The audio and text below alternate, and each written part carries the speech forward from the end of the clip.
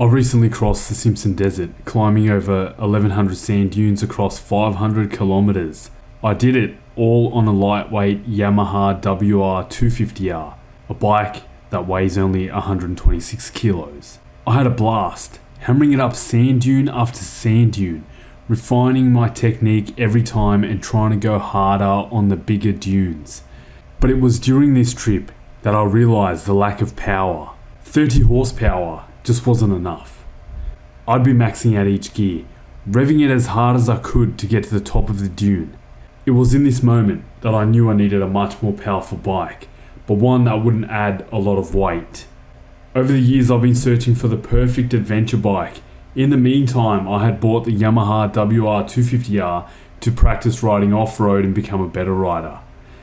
But there has always been a dilemma. If you go super lightweight for extra off-road performance, the bike becomes torturous when riding it on the road. The wind pushes you around and it becomes extremely exhausting. And riding on the main roads is a necessity if you want to ride to some of the best trails.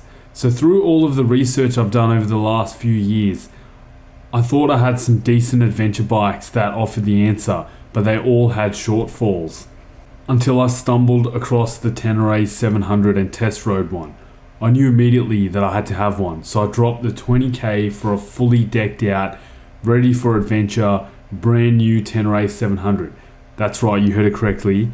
$20,000 is what it costs here in Australia for a brand new Tenere 700, which is much more than the 10 to 12,000 US dollars that you pay in America. But damn, is it worth it? And let me tell you why it's worth it. The Tenere 700 comes with a high torque parallel twin engine that produces about 70 horsepower. While keeping the bike relatively lightweight, Yamaha has literally implemented every feature that a true adventure rider would want in a bike, in my opinion.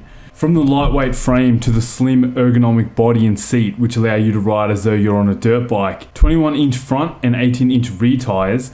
They've kept the instrument cluster basic, however, it shows all of the information you need. Less fancy electronics equals a more reliable bike, because there's less that could go wrong. When I first rode the Yamaha T700, I didn't get to take it off-road. It was only for a basic test ride for about an hour, but I could feel the extremely responsive and lightweight handling, and the power that it outputted was plenty and made me smile. It has a 16-litre fuel tank that can provide a 350 kilometre range. This is just amazing for adventure riding. The tank design is slim so that it doesn't bulk out like all of the aftermarket extended tanks do. The 14-litre extended tank on my WR250R looks ridiculous and interferes with the sitting position by not being able to grip the tank properly as it's too wide. There are other options in this middleweight adventure bike category, such as the KTM Adventure 790.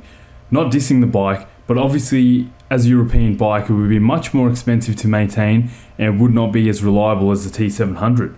Also, the Tenere 700 seems to provide an off-road riding experience that no other larger adventure bike outside of the single-cylinder category has been able to provide. And it's for these reasons that I'm now proud to announce that I've ordered the Yamaha Tenere 700, and you'll be seeing plenty of videos coming up once I receive it at the end of July.